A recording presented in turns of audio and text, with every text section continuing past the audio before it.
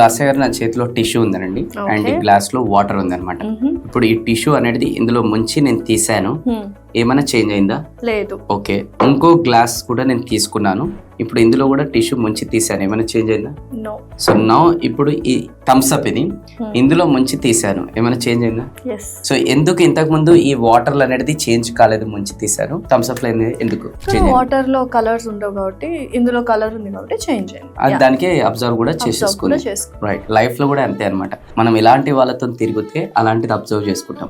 Laziness తో కూడుకున్న వాళ్ళతో తిరిగితే లేజీగానే ఉంటాం. నెగిటివ్ ఎప్పుడు థింకింగ్ ఉంటుంది చూడండి, అలాంటి వాళ్ళతో తిరిగితే ఎప్పుడు నెగిటివ్ గానే ఉంటాం. కొంతమంది డ్రీమ్స్ పెద్దగా పెట్టుకోరు, ఏదున్నా సరే నార్మల్ గా ఉంటారు. అలాంటి వాళ్ళతో తిరిగితే మనం కూడా డ్రీమ్స్ చిన్నగా అయిపోతాయి అనమాట. సో ఎలాంటి వాళ్ళతో తిరిగితే అలాంటి అలవాట్లే మనకు వస్తాయి. ఒక average 5 people is equal to your life అనేది అంటుంటాం అనమాట. ఇంకా కొంచెం దిగి మాట్లాడాలంటే ఒక తాగుబోతుడు ఎప్పుడు తాగుబోతుడు అవుతాడంటే తాగుబోతులు ఎప్పుడు తిరిగినప్పుడు తాగుబోతాయి.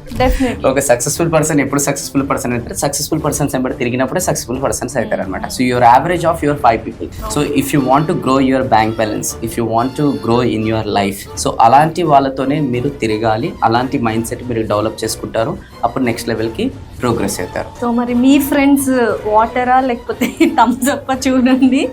Okay, thank you so much.